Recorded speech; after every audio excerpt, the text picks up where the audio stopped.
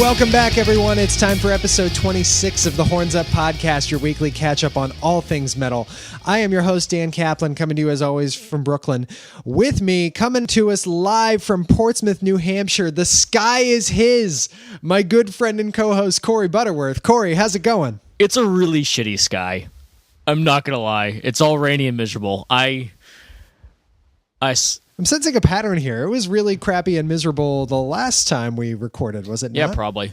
Last Wednesday? These recordings are getting grimmer, and that just makes me happier in a weird way. But yeah, I have a I like it. It feels like fall. Yeah, whatever. Shitty sky, unfortunately, still owned by me. Anyway, that is a reference to my recent CD run that I made at Bull Moose, which allowed me to acquire both Elegy of Biomorphos and Bloody Kisses by Typo Negative for a whopping $9 total. Oh, that's wonderful. Great deals as always. Oh, it's the best. I love Muse music. I mean, why download when things are cheaper? Oh, right, because now you have to have the space for them and whatever. No matter. Amorphous reference today.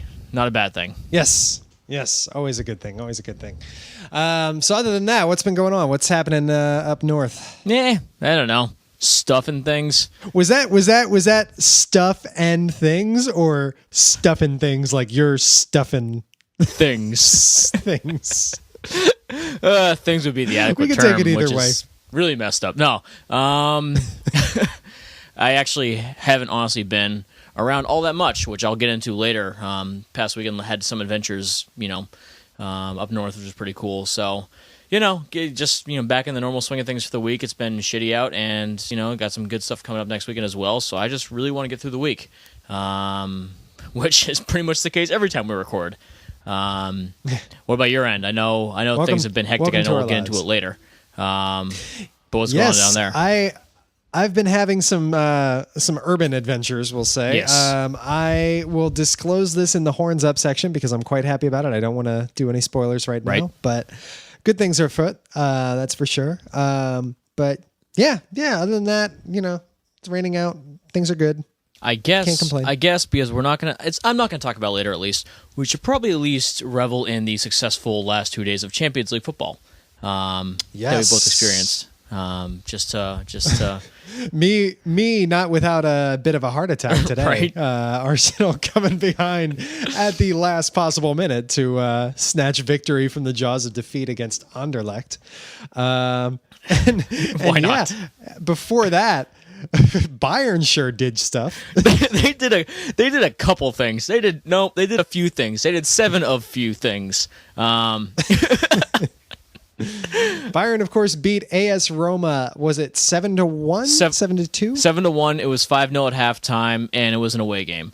Which basically just means we can coast the second leg of all those matchups, the return legs of all those matchups, and still get through.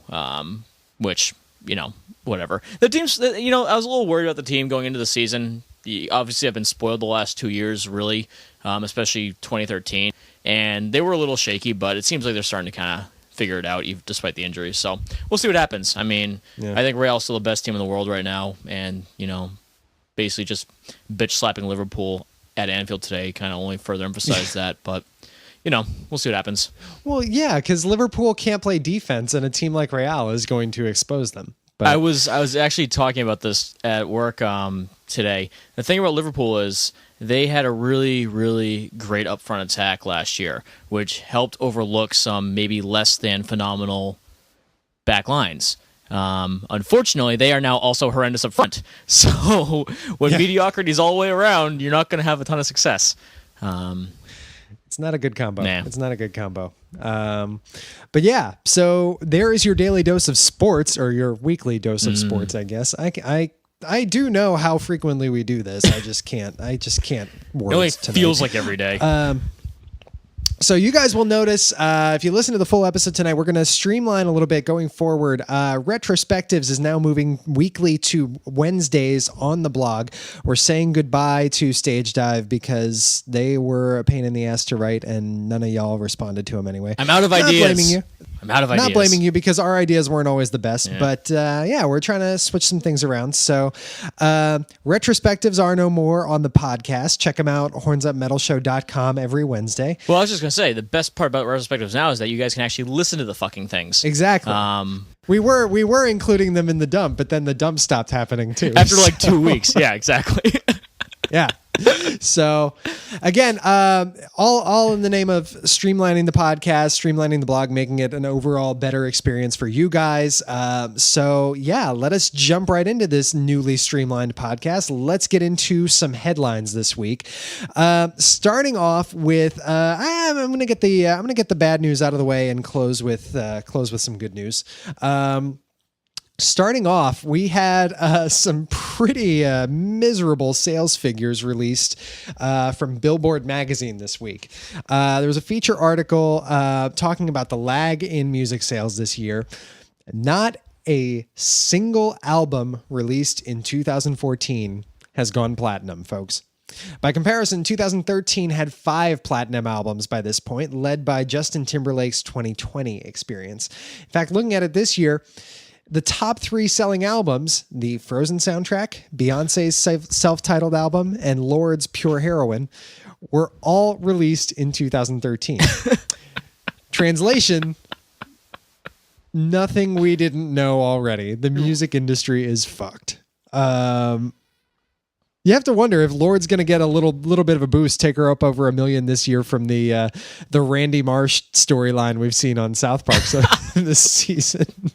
Have you seen any of those? No, I haven't, but I can already tell you, knowing nothing, it'd be the only reason I would investigate the situation. But please enlighten me. Oh, they're basically the whole story is that Lord is actually Randy Marsh, dressing in drag and like singing about random stuff to himself. Like, it's the kind of thing that like only South Park could come up with, and it's just wonderful. Like I've been laughing my ass off every single one of this. I think it's now 2 or 3 episodes that they've run with this story. Like, holy crap, it's a thing. It's like a consistent thing. I have to investigate now. As like a plot or a subplot. It's just, it keeps coming up, and it's just wonderful. So that's fantastic. So maybe that'll bump her up into 7-figure territory for this year. I don't know. But shit, I mean, even if even Beyonce isn't selling 1 million copies, you're kind of fucked as an industry. just a touch. I mean, we can talk about metal album releases all we want and how it's always going to be mediocre, and that's just pretty much the way it is.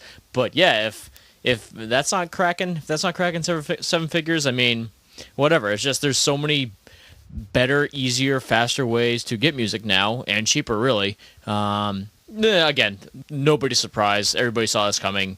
Really, I honestly, I don't want to say it's not news anymore, but it's still kind of staggering when you actually see how drastic the change is, just from one year to another. It's just 2013 and 2014 saw that dramatic of a drop-off, which is just, something, I guess. Yeah. Just weird, but yeah.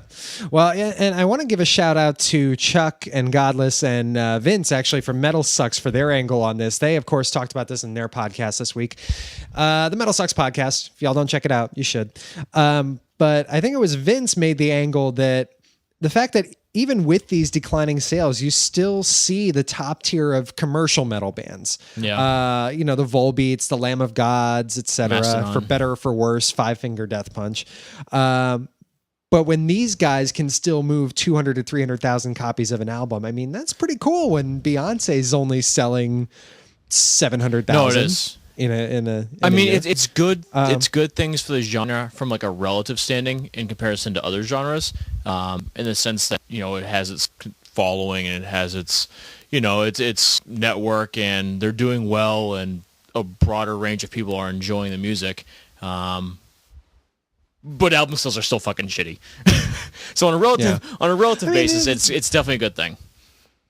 I mean, this isn't a surprise. No, it's not. People are pirating, people are streaming, less people are buying vinyl, but people are still doing it. I mean, it's been happening for years now. The old model of music consumption and music purchase is going away. I mean, you've got Vinnie Paul said months ago he hasn't made money from music in years. He gets his money from other sources of income. And by other sources of income, I mean the strip clubs he owns. You've got, I mean, shit, you saw the story this week about that Australian band Capture the Crown, who I've never listened to or heard of before this week, but they're bad. They had 3 members had to leave the band because they've just been crippled with debt. Yeah. I mean, it's tough to make it professionally as a musician anymore. And, you know, people know this going in, and, you know, it's ultimately it's a risk. Love of the craft that keeps people going. It's a risk. I mean, the good thing is, you know, you're still seeing people go out to shows. There are, you know, a lot of smaller venues where, especially in this genre, where people, you know, it's easy for people to go out to, which is great. And that's, I think, the most important picture is if people are still going to shows. Obviously, album sales it's gonna drop off. I mean, with technology, it's just inevitable. As technology improves, one means of acquiring music is gonna die off. It's just the way it goes. It's understandable. Does it suck for some of us? Yes. But as far as I'm concerned, as long as people are still going to shows and supporting the bands, that's fine. It just is what it is. It's just the way the world works. Yeah, absolutely. So we will see. I look forward to the year-end sales wrap-up that Billboard's inevitably going to do, just to see more like disaster porn of how the music industry is so fucked. But we'll see what happens at by December 31st. Yep. Next up on our list, some unfortunate news from the Skeleton Witch camp. The band issued a statement on their Facebook page announcing that vocalist Chance Garnett has been forced to withdraw from the band's current tour. The statement said, quote, "Unfortunately, Chance is unable to finish out the tour as he has some serious personal matters to attend to. We ask you to respect his and our privacy regarding these matters." They then announced that they'd be continuing on as an instrumental four-piece for the remainder of the tour, saying, quote, "We made the assumption that Skeleton Witch fans attending the shows would rather see 4 of us ripping through our songs than a piece of paper on the door announcing our cancellation." They then thanked fans for the support and closed with, "Skeleton Witch is not going anywhere. See you soon." Now, obviously no word beyond that on what's going on with Chance. Obviously you hope everything's okay. You hope it's not anything terribly serious. Obviously serious enough to get him to withdraw from the tour, but you just have to hope the best for the guy. Yeah. Whatever's going on. Yeah. I mean, you obviously hope that all close to him and it's not anything, you know, we hope everybody that's in his life is okay and everything, you know, the well-beings of those around him is intact. Obviously that can kind of go without saying. What I want to do is I want to give a major props to the actual band, Skeleton Witch themselves, for continuing on with this tour as a four-piece. Well, I understand. I haven't watched any of the video clips. They're out there. I'm not sure if you've checked them out yet. I have. Yeah, I have. Thoughts? They sound good. If the footage that Metal Sucks put up from their gig at St. Vitus not all that long ago was any indicator, I mean, they're still holding their own. I mean, Chance just brings so much energy. And I'm with you. Props to him. Yeah, exactly. It's great. I mean, Chance brings so much energy, so I was kind of curious how that would, work out as an instrumental four-piece. But that said, the band itself is really cool. They're a great listen. They're a great time live, so I'm not surprised they're still holding their own. I just got to give them some credit for exactly as they said. People would rather still see us in person than have us say, "Nope, not coming." Definite props to them for soldiering on. And they're a great live band. Yeah. I mean, I saw them open for Ghost last summer, and they just ripped it up. I mean, that was basically what got me into Skeleton Witch, if I'm being honest. Right. I mean, their live show was fantastic.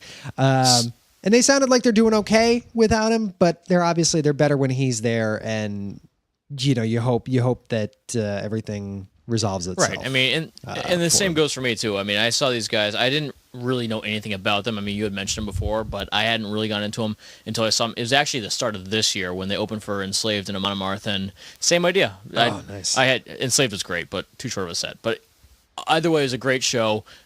Great 3 pieces. Great lineup. I knew nothing about them. I was just hanging out with a beer, and they just went nuts. They just brought so much energy, and they were so much fun. So Hope these guys stick around. I don't think there's any doubt that they will will be pressing on, obviously, but just hoping. They seem pretty hell-bent on it. I have full faith that they are. Going to be fine. It's just a matter. I'd like to see, obviously, everything work out for the better and things to kind of have the ship righted as quickly as possible. Yeah. So, obviously, as we hear anything more from Skeleton Witch, from Chance, we will certainly keep you all posted. But for now, crossing fingers for Chance, hoping everything's okay. Wrapping up headlines this week, we are going to get to some good news for a change. We had an announcement earlier this week, yesterday, in fact, or, we're recording this on a Wednesday, yesterday, of the lineup for the Decibel Magazine Tour 2015, and it is a solid-looking bill. We are going to have At the Gates, Converge, and Valenfire. Now, this is just continuation of, a tour that tends to draw pretty solid lineups. I mean, you remember Behemoth headlined one of the tours not all that long ago. Last year's bill was Carcass, Gorguts, Black Dahlia Murder, and Noisem. So yeah, they're keeping on pretty solidly here. I know you said you're pretty interested in checking this thing out, yep, right? I'm gonna go. I don't see why I wouldn't. I would love to see Valenfire live again. It'd be the second time that year because MDF later on, but. Seeing At the Gates in a different venue, and the one thing is, I've been to the Decibel Magazine tour before. I saw that the first one which was with Behemoth, Watain, Devil's Blood, and In Solitude. Nice. It was fucking. That's a sick build. Too. It was fucking amazing. I can't even tell you. It was so good, and it was the first time I had seen Behemoth live in like a smaller venue, and I was right up close and personal, and it was just fucking nuts. And that was kind of the show where I decided that, if Behemoth is within 150 miles of me, I'm going to see him. It was just that good. But it was also Nergal's first tour back after, post-leukemia treatment, all that crap. That aside, right. Bottom line, I've had good experiences with the show before, and I didn't go this past year, mostly because I had just seen Carcass and Gorguts, and I'm pretty sure there's a timing situation too where there's another show I wanted to go to or whatever. It doesn't really matter. Right. So this one I'm going to check out. I mean, a big part of it's going to depend on how the new At the Gates record sounds. But either way, Converge, who I don't really have a strong opinion about, but Valenfire and At the Gates, that's 2 out of 3 bands that I would, give a lot to see. And what's really cool is in the past, this show has been in Worcester at the Palladium. This year, or next year, I guess I should say, it's actually going to be where I saw Wintersun the first time when they opened for Elevati, and that's an amazing venue. So, nice venue, awesome lineup, more obviously accessible tour than fucking out in the middle of Worcester.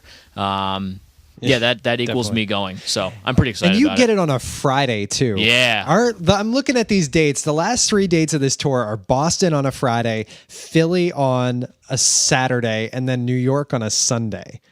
And I'm like, God damn it! That not only doesn't it make geographical sense, but closing your tour on a Sunday night. What? In New York? Yeah, that's a little weird. Granted, when I saw Ocean wrap up their tour in Boston, that was also on a Sunday night, which made no sense. I mean, they didn't even fucking play an encore that night, so that's a separate level of disdain. But yeah, that's kind of weird. I wouldn't understand that. I figured it'd be a Friday night or something, but whatever. Yeah. Well, they're playing Webster Hall, so I might be persuaded to go check that out. Again, it'll be in late March, early April, I guess, by the time they come our way. Yeah. And yeah, I'm tempted to check it out because good bands, right? And one of my favorite venues in the city. I love going to shows at Webster Hall. Mm-hmm. Sorry, Planet Earth. Shoot me if you want. I just enjoy Webster Hall. Sorry, Planet Earth. I don't know. I'm with you. I'm going to have to see how I like this At the Gates album. Yep. The fact that it's a Sunday night, the fact that I'll have already seen At the Gates at MDF, plus, as you pointed out, Valenfire is playing this year's MDF a month later. I may just wait it out. I may, not overload on my Adrian Erlinson random appearances in bands. Yeah. List. See, it'd be a little different. It'd be a little different from my experience last year. For those that forget, I saw Solstice within 5 days of being at MDF, where I saw them again. But the difference was they played a 30-minute set at MDF and a 55-minute set in Boston, so you get more of a dose of them. This is not the same thing. Sure. Valenfire's going to get about half an hour either way you look at it. So it's probably going to be the exact same set, honestly. Big difference. Another thing, like I could not really. I mean, I know a lot of people like Converge and they're a big name. I personally couldn't care less about them. I really never have liked them much. Yeah. Kurt Ballou is cool and he's a good producer. They're mixed well. But yes, they are always mixed well when Kurt Ballou is behind the controls. But in general, I'm not huge on them. So we'll see. Play that one by ear. If I'm feeling up to it that night, I may check it out. But at any rate, Decibel Magazine Tour 2015 at the gates, Converge and Valenfire dates are online now. Check them out. Yes. So that'll wrap up headlines for this week. Let us move into our new releases. We've only got a couple for you this week, but a couple of very high profile releases. We'll spend a good little bit of time on each. We're going to start off with, I'm going to do these out of order from as I have them listed. We'll start off with Soused, which is a collaboration between Seattle drone metal duo Sun and the avant-garde singer-songwriter Scott Walker. It's out now on 4AD Recordings. I don't really have a lot to say about this one. I don't know. Did you get a chance to listen through? Any thoughts on your end? There are many thoughts. I just haven't figured them out yet. I was able to get through this one. It was Sun's always been a band I'd kind of be intrigued to see live just because their sound is so out there. I feel like their shows are a trip. I would probably need to be at least a little bit hammered and probably need to have earplugs because I heard they're also very loud. But all the same, I understand they put on a crazy environment for their shows. It's something I would like to see at some point. I've had opportunities there at Winter's Coming Fest a couple years ago, which I did not stay for. Because tired of Connecticut. To be completely fair, I was tired of being in Connecticut at that point. You would be excused for that, right? But all the same, it's something I'd like to do at some point. This thing, I just can't fucking figure out, dude. I don't even know. I mean, I guess if you had to put a vocal style on top of Sun, it would have to be something kind of like Scott Walker. It sort of worked with the music, even though I felt like Sun's influence on the sound was maybe toned down a bit. It seemed kind of it seemed more like a Scott Walker vehicle than a Sun vehicle. Yeah, know? exactly. It seemed like they clearly let him take the lead. Exactly. It was definitely a fuck up. I mean, not like in a bad way. It like fucked with your head. The whole album did. It was weird. I can't really grasp what the hell I listened to for almost 50 minutes or whatever. It was long. It was long, and it felt long. 5 songs in 48 minutes, I believe. Yeah. It added up. It just didn't end. I can understand why people like it, but it wasn't my thing. I'm with you. It kind of reminded me like that droning in the background, that Sun soundscape that they did. It kind of made me feel like I was losing my mind after a while. Yeah. And his like haunting, like ghostly vocals on top of it just didn't do any favors on that part. Right. It enhanced it, which I guess is the point. Yeah. It was such a head trip, which like I think music being a head trip in and of itself isn't bad, but there wasn't really anything that reached out to me and grabbed me to make it worthwhile. Like I normally when I hear an album I'm just lukewarm towards, I can pick out like little moments that grab me. I didn't have that here. It all kind of seemed to blend together. Oh, it definitely did. It definitely did. I mean, this is just something I've always said there are albums where they work in a given time and place. I can think of Celestite, the most recent Wolves on the Throne Room release, which in the right situation, that might be a really peaceful, really enjoyable listen. I'm not going to get home from work and pop that on while I'm doing stuff. It's just not going to happen.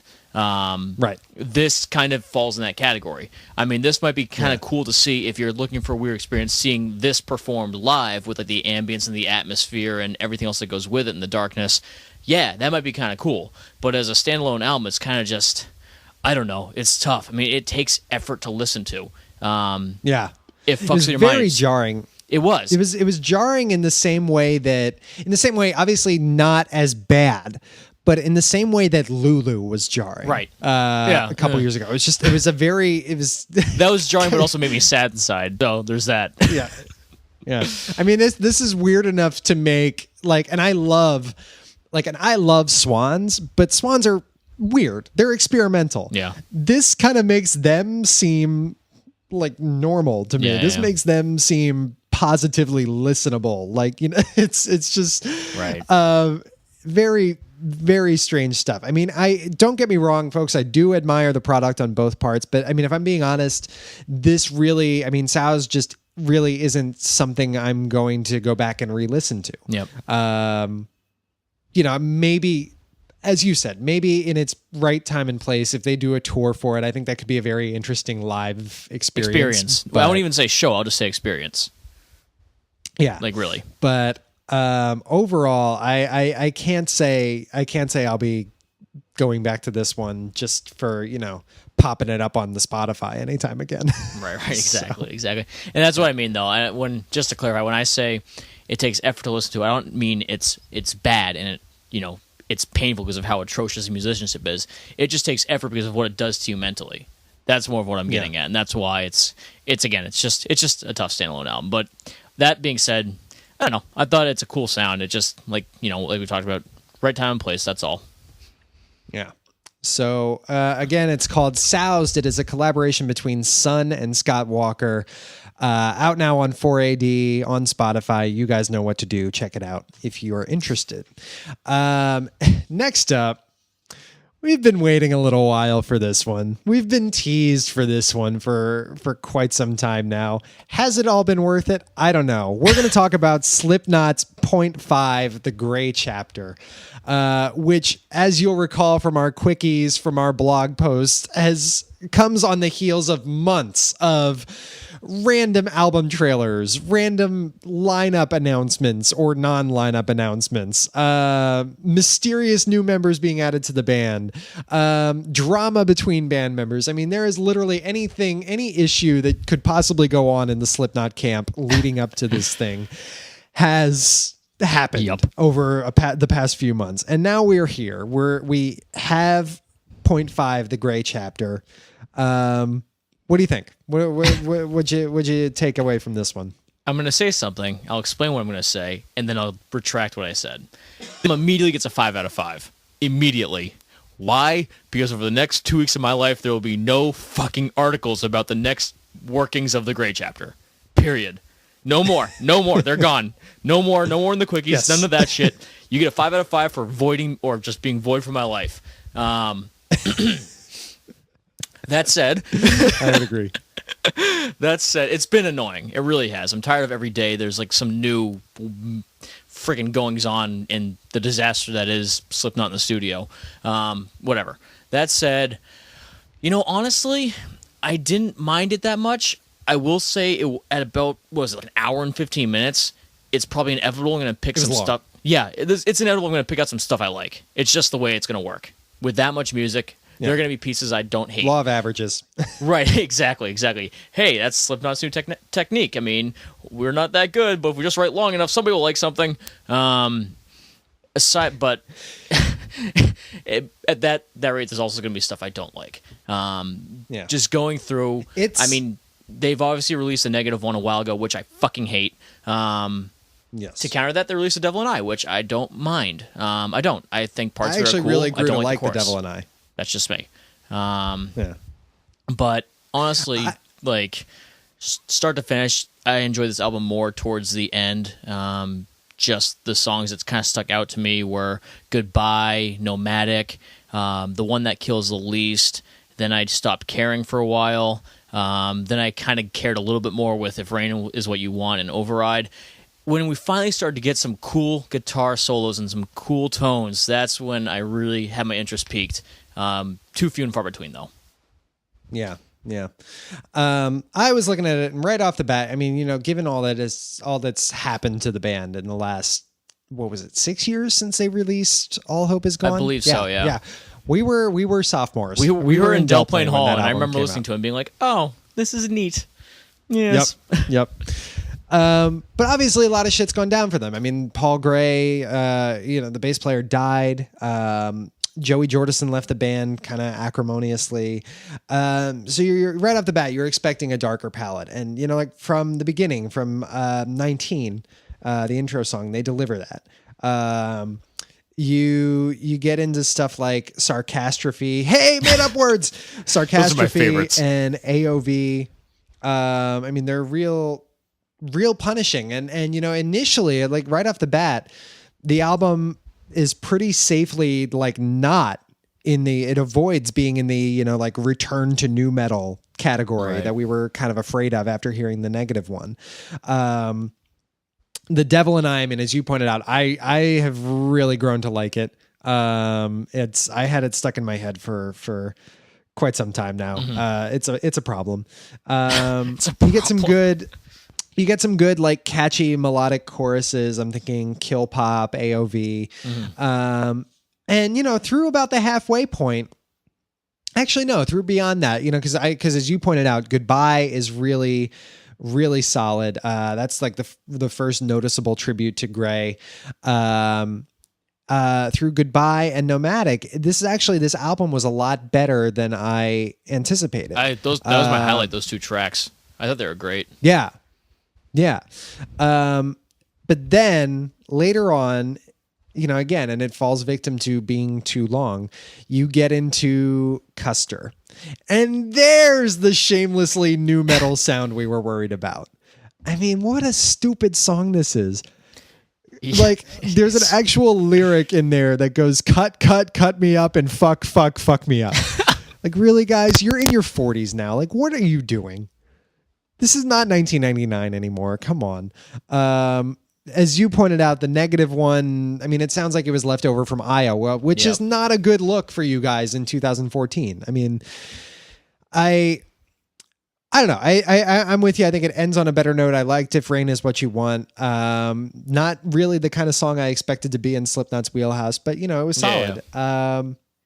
Overall, this album was, I don't know about you, but as the promo for this album started to get more and more nonsensical, mm-hmm. I was starting to think that this was just going to be an abject disaster. It certainly wasn't that, though. It wasn't that. I don't think it was great. I'm probably not going to go back and revisit more than like 2 or 3 songs from it, but it wasn't terrible. Pretty safely middle of the pack from my year so far. And, for them coming back from what they came back from, respectable effort. I'm sure I'll go back to it at some point and just give it another once through. It really actually took, why am I drawing a blank here? What was the one that came out friggin' 6 years ago? All Hope Is Gone. Yeah, it even took me like 2 or 3 times to go through All Hope Is Gone to really appreciate all of it, including the title track. So we'll see what happens. Who knows? I'm going to give it some time, though, before I waste another hour and 20 minutes of my life. Sorry, guys. Yeah. Well, yeah. So that's that. 0.5, The Gray Chapter. It's the 5th album from Slipknot. It's out now on Roadrunner Records. Check it out. Give it a listen. Do the Spotify. You know what to do. So yeah, that'll wrap up new releases this week. It was a bit of a quiet one for us, but as I will detail later on in this podcast, we have quite a week coming next week.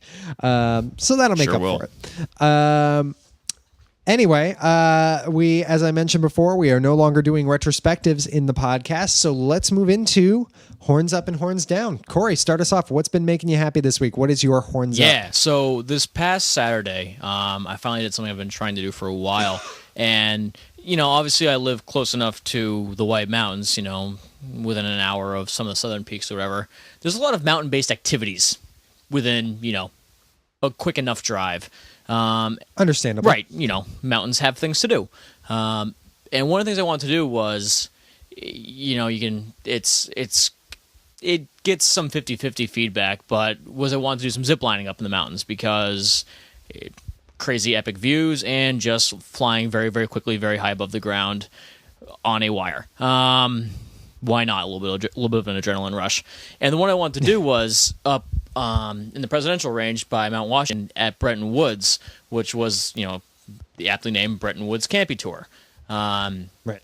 It's it's a little pricey, but me and my friends kind of splurged, and we went up and did it on Saturday. We had to book this like a month and a half ago, so whatever, it worked out. But the way it works is they shuttle you to about, I would imagine it's probably about 3,500 feet up the side of the peak, and what you do is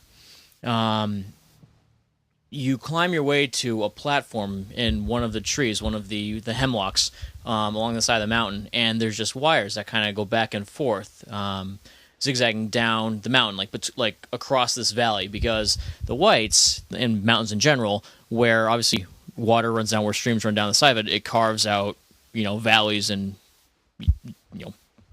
space, really, in the rock. And so the zip line went back and forth across one of these valleys. There's a series of... Oh, that had to be awesome. It was crazy epic. There was a series of 9 of them, and the first few were, no more than maybe 300 or 400 feet. You don't go any faster than like 20, 25 miles per hour, just kind of like get your bearings, learn how it works, because, you were in charge of braking and everything else. This is completely in the usage control. This isn't anything that's really coached. This isn't anything that's really guided. Nobody's zipping with you. It's not a tandem thing. It's all on you. You're in control of how fast you're going and whether or not you make it across, basically, which is pretty damn badass. But as you went down, and as you went from zipline to zipline, they got longer and they got faster. One of them was about 975 feet, which is it's actually more ridiculous than it actually sounds, because you start this thing and you can't even see where it ends. You're going through trees, you're going across this epic valley where the ground's like 400 feet below you. And it's just, topping out 45, 50 miles per hour, just flying. And, you eventually come up to the platform and you slam on the brakes with your hand and bring in coasting or whatever. But it was out of control. It was incredible. And halfway through it started raining. Just obviously add to the speed, add to the thrill, and add to the adventure. It was sketchy at points, but it was awesome, just awesome. And I brought the GoPro and took some pretty epic videos of it, which eventually I'll share with the world once I edit them down a little bit. But aside from that, there were some pretty crazy suspension bridges, which literally just moved in the wind, and they were about a foot wide. And there were some belays where you had to literally belay down from one platform to another, which could be anywhere between 50 and 70 feet below you, which was pretty cool too. All in all, it was like a 3-4 hour tour. But something I encourage anybody that gets an opportunity to do something like that, do it, because it's just an incredible rush. It's you feel kind of at the mercy of the elements and where you are, but it's just so peaceful, just literally flying, suspended by a wire, through the air, nothing on you, nothing blocking anything. With that kind of scenery, just really, really cool experience. So definitely something I'll have to do again some point in maybe a different season and not in the rain. But definitely a no-brainer. Horns up for me this week.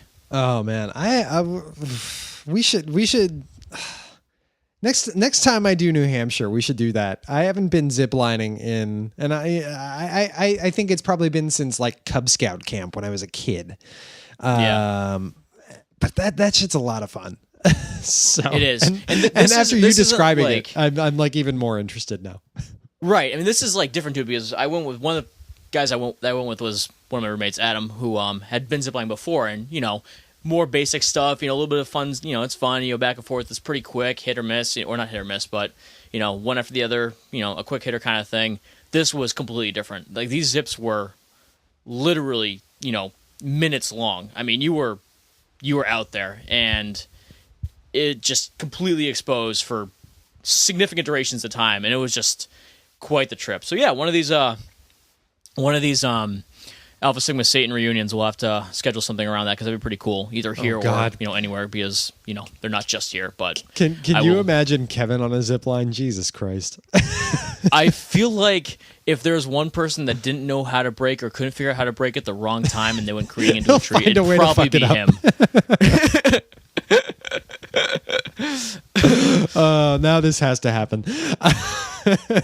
It's this. I give this thing a plus and then some. This was just the fucking best. So yeah, we'll one of these days people will come to Portsmouth. They won't just drink beer the whole weekend, even though it's hard not to. Very nice. Very nice. Well, my horns up, just a new development as of today, as of Wednesday recording night. I'm going to be moving. I signed a lease on a new apartment. As y'all know, I'm currently coming to you each week from Brooklyn, where I've lived for the last 2.5 years. Soon, and by soon, I mean like a week from Saturday, I'm going to be coming to you from Manhattan. It's my 3.5 years I've lived in the city. It's the first time I've been a Manhattan resident. Moving up, we signed a lease on a place on Riverside Drive. Up in Harlem, Hamilton Heights area. It's new experience. It's going to be a nice place. Obviously, nothing but love for my current situation, my roommates, and everything. But 2.5 years, I just needed a change, and couple Syracuse buddies going to be moving in with me, and it's going to be good. It's going to be good. We're in a rent stabilized place. We're right on the Hudson, right across the street from Riverbank State Park. Few blocks up from Dinosaur Barbecue. So nice. Yeah, I am excited. From first seeing the place to signing was less than a week. I'm amazed we got this all sorted out, but I guess that's real estate in New York. Yeah, exactly. And yeah, now begins the scramble to get all my shit together and and figure it out by a week from Saturday. So, dude, moving sucks here when I can, use my car and drive down roads and there's not, a ton of nonsense. I can't even imagine what moving's like down there. That said, I can't believe you've been there for 2.5 years. In this apartment. I know. It doesn't even seem like that. I know, obviously that apartment. I mean, we've been at college for more than 2.5 years, so that makes sense. But it just doesn't seem like it's been that long at all. That's crazy. Yeah. Just insane to me. Time does fly. Yep.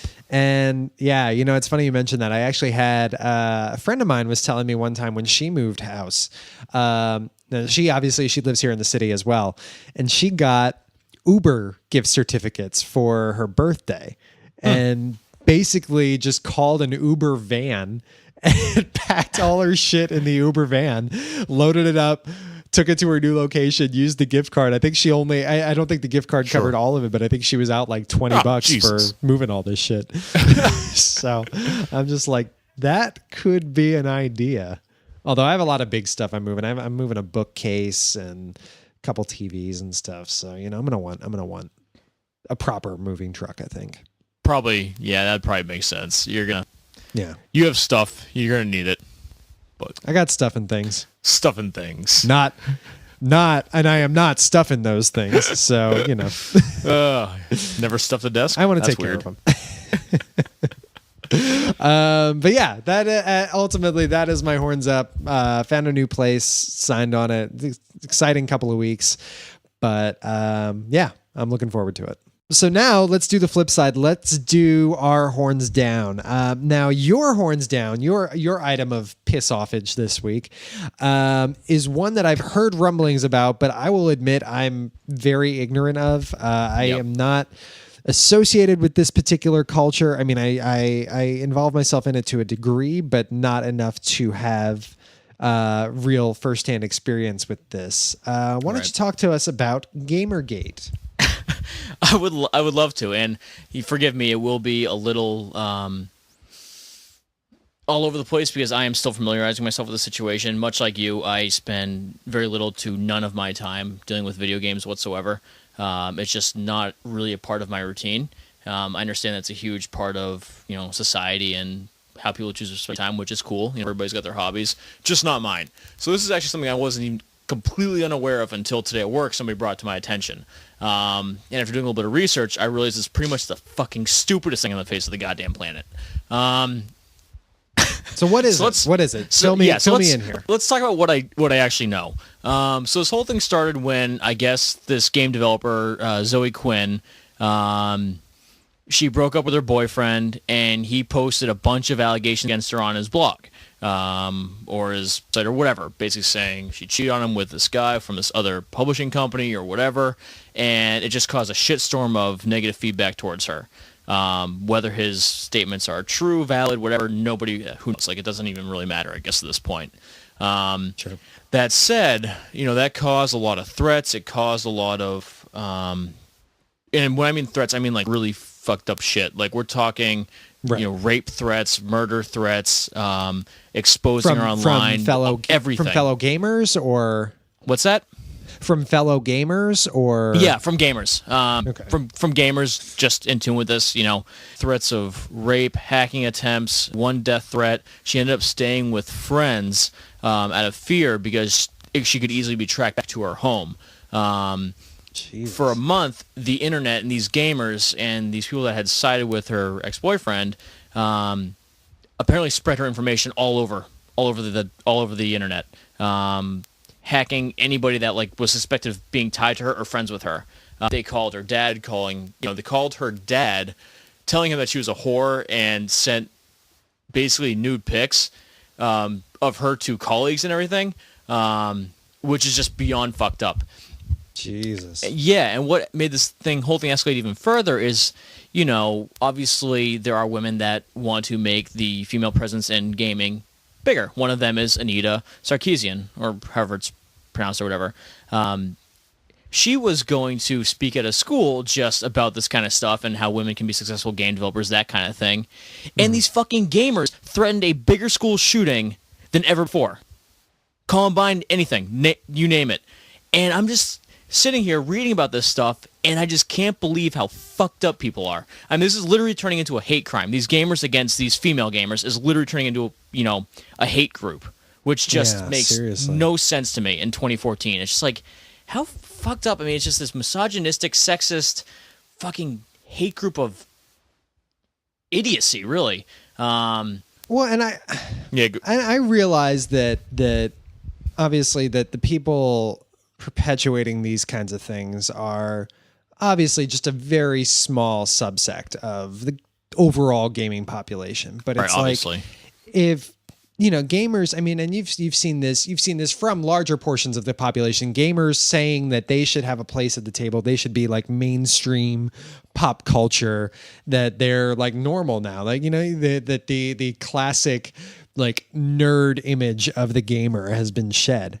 And it's like, right. Well, if you're going to be a mainstream cultural entity, this can't happen. This kind of shit can't stand.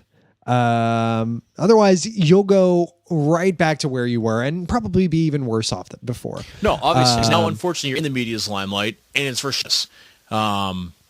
Which, again, yeah, I'm just reiterating your point. This is just like, and that's been a part of it too. The gamers, trying, attempt to get more pull in media and, society and social networks and all this crap. And it's just like, this causes this kind of reaction. Like, there are literally groups of people that are threatening and hacking into and sharing private information for women that want to play video games. Are you kidding me? Yeah.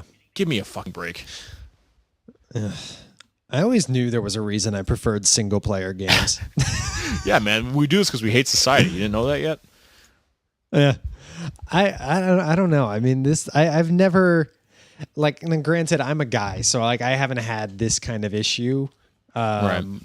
But it can be a vicious culture, man. Vicious when you get into online games, and I mean the internet in general. Like when you put people behind this, protective cocoon of like cyberspace, they're gonna say and do ridiculous shit, and that applies to gaming too. And it's just it's really fucked up. I mean, you're absolutely right about that. I can't abide that. Dose reality, people. Come on, dose reality. I mean, stop. I understand its tendency, like you said, for people to kind of hide behind their screens, but there's still a person saying those things, and they need to be held accountable. It's just that simple. Yeah. That's why they do. I feel the need to share very little on social media, because I just see the most stupid shit on a day-to-day basis. I'm just like, I really don't want to contribute that much to this mess. So I don't know, but we'll see how this resolves. It's a fascinating situation. It'd be nice if something, some legitimate, there's some kind of legitimate means of, controlling this, but it's not easy. It won't be easy either. So we'll see what happens. Just bullshit. Yeah, indeed we will. Indeed we will. My horns down by comparison is a bit less problematic, but it's a mild irritation, I guess we'll call it, by comparison. I am going to crusade against this week stupidity in the workplace. Yes. And by stupidity in the workplace, I mean without naming my employer out loud. You're on the internet, you can figure it out anyway. But without naming any names here, there is so much wasteful activity and unproductive activity going on in my office, from people editing documents and getting their fingers in documents, involving themselves in document editing procedure just to say that they were involved in something, from people making changes to a presentation, but instead of actually making edits, leaving comments telling you what edits to make. Why? Why? Just make the goddamn edits. Like, I can understand if you want to leave a comment box if you have a question or if you have an idea to think about moving forward. But if you're going to leave a little content box telling me to delete one word, fuck you. Fuck you very much. Yeah. Do it yourself. There are projects that could and should take days that are taking weeks and months. It's so frustrating. And I get through it. And ultimately, ultimately these are momentary frustrations that when I vent about it, like I'm doing now, and get it out of my system, I'm fine. Yep. But it's just like, come on, people. Well, let's be productive here. Let's think and do things for the right reasons. Could you imagine how much should we get done if people actually did things, if they just stepped back and thought, what's the most efficient way I could get this task done? If people just did that like once per day or twice per day, I swear to God, productivity in any workplace would be a lot better off. What's that? We'd be a lot better off. Yeah. I mean, I swear to God, the amount of effort people exert into trying to look like they're doing things. Ugh. Don't get me started on that. I'll put it this way. If people exerted half as much effort as they exert into trying to look like they're doing things into actually doing things, they'd see their productivity go up like fucking tenfold. I mean, it's just unbelievable. People work so hard to not really work, which just blows my mind. And it's stuff like that too. It's like, well, I remember at my old gig, in PR. It was so fast paced and there was so much demand for stuff to get done that you couldn't fuck around. You really had to get your stuff done. And I kind of miss that. And I'm wondering if there's ever going to be that where I'm at now. We'll see, I guess. But at any rate, that is my horns down for the week. Stupidity and non-productivity in the workplace. So we're growing up, Dan. We're growing up. I know, dude. That will wrap up episode 26 of the Horns Up podcast. Look at this. I said we were going to streamline it, and we are still almost at 55 minutes. We can't fix this if we try, dude. Reminder, as always, check out the Horns Up blog for more content during the week, www.hornsupmetalshow.com. Like us on Facebook, facebook.com/hornsuppodcast. Follow us on Twitter @hornsuppodcast. Subscribe on iTunes, subscribe on Stitcher, Podbean, you name it. Search for the Horns Up podcast, and we should be right there waiting for you.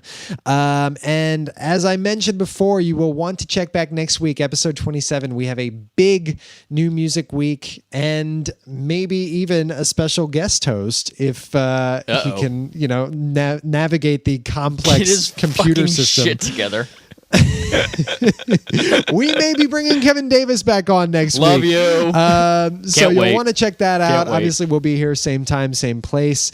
But yeah, that's it for now. This has been episode 26 of the Horns Up Podcast. Thank you, as always, for stopping by. And remember, live, love, plow, horns up. We'll see you next week.